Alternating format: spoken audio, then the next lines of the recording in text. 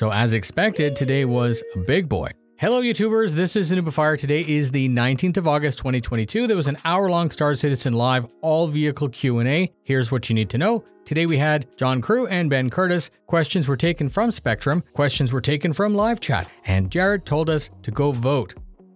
Jared reminded us a bunch of times that he knew a bunch of things that are coming, but was unable to talk about them, basically dangling them in front of us like a little carrot. He said that he was talking about some resource management tech, which includes modularity and some other things, and we're on the verge of seeing this, and then John and Ben both agreed that this is mega. Jared reminded us to go read the most recent letter from Chris about what will be at CitizenCon and how it'll be set up. Landing gear will eventually be decoupled from moving wing surfaces. The CAT cargo doors will eventually become lifts like the concept, but John said not yet. Landing assist UI was asked for. John said that those of us that remember the old system know that it was removed and they would like to add something like that again, but it's not being worked on. Similar themed ships come in various sizes, such as the Rock, the Prospector, and the Orion. John confirmed that each has a reason, and some will not be able to do something that the others do. Adding the refinery ship Expanse, for example, as the QA said, is going to widen the gameplay and often even more options for us to do as we go about our time in game. Work on drones is planned, but John said nothing in the near term. Did say though that Squadron uses them and they'll eventually be on the roadmap somewhere. Jared confirmed that he likes life in the UK. Ben acknowledges that the doors on the 400i are often broken, and they said it's very hard to replicate the issue. Jared shifted focus towards big cap ships. They were asked what the blockers are that need to be overcome to add them. And John said that it's all about optimization due to their massive size. They are very costly to have an engine, and we will have many opportunities with Squadron to dial everything in properly before adding it to the PU. John said that it's also a big waste, as these are basically player-piloted ships, and the universe isn't large enough or ready for us, and the servers aren't ready for them either. Docking was needed, refueling was needed, but player ATC is also needed for these, and they don't want to just add an empty experience. Chad said the Icarus was done since like the last 3 years, and both devs then giggled and said, "Fantastic. Thanks for that information," but then indicating that each had a couple more systems to go. Large ships are waiting on other systems. John confirmed that it makes no sense to add a large ship without their game loops. For example, he said stopping work on Pyro to do farming made no sense. It's not a lack of interest, but it's simple triage. Chat mentioned that the Atlas platform doesn't share paint skins. Ben said that he would like to address that in the future so that they can all share the same paint. They spoke about the desire to update the interior of legacy ships such as the Starfarer, but they didn't go into what or confirm when. More interior customization on ships is desired. It's a long-distance goal requiring more baseline tech support. They're still planning to work on the ship naming system, but they've actually halted the public rollout until they've addressed some scaling and size issues.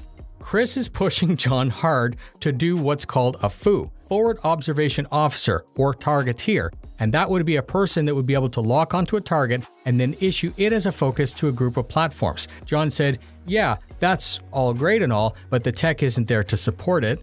Ben said that there are hundreds of legacy ships that need to have work on unifying external lighting, an issue that has to do with tech evolving as ships were produced. John said that it may have been something that was changed by an artist a long time ago that broke stuff. He also said that there's always this internal fight between art wanting pretty things and the ship team wanting to be able to see where we're flying. Jared confirmed that Night Vision would fix this and then giggled and said that he was definitely going to get an email from Chris over that one. Ben explained how legacy ships coming online with the component system has been a challenge as old models may not have the space required for the components. He said that they need to decide whether to relocate the item or adjust the model skin to fit the object. John said that over the years, as new gameplay features are added, that has a trickle-down effect on ships. John spoke about how originally there was only radar, and then gameplay added a scanner, but the size was already allocated for the radar. They split that size into 2 smaller objects to solve, and that was done, and then gameplay changed their mind and said they no longer need the space, but it wasn't a waste because the new space is actually now used for a relay. John said that many top-mounted docking ports on our ships may be relocated to the side to combat falling due to gravity. If that isn't an option, John said that perhaps that room can have its gravity turned on or off.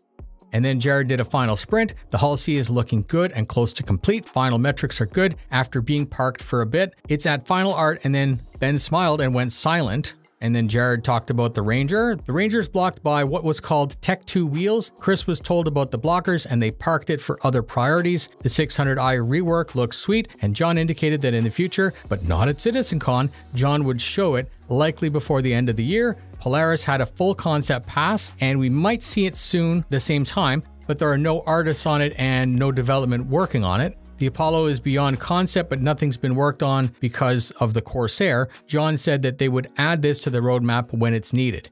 No work on the Perseus. The Retaliator rework, full pass was done. The docking collar was moved to the sides, the lift was adjusted, but it's currently at pause with the interior at 90% and a bunch of exterior work needed. Corsair and BMM will get an update on the normal shows in the next couple months. The SRVs soon, maybe. And then John said the Crucible is going to need a complete 100% rework from concept whenever that work starts. And that's about it. A fun show. There was some really minor or obscure comments or questions on hardcore future or hardcore theory crafting that were not mentioned in this video. And I'm sorry if that upsets you, but that should be why you're here. That should be why you watch. Thank you very much for spending your time with me. If you enjoy the breakdowns, please consider subscribing so I can help to keep you up to date. Please consider sharing with a friend or orgmate, as that does help a lot. Fly safe, and I'll see you in the verse.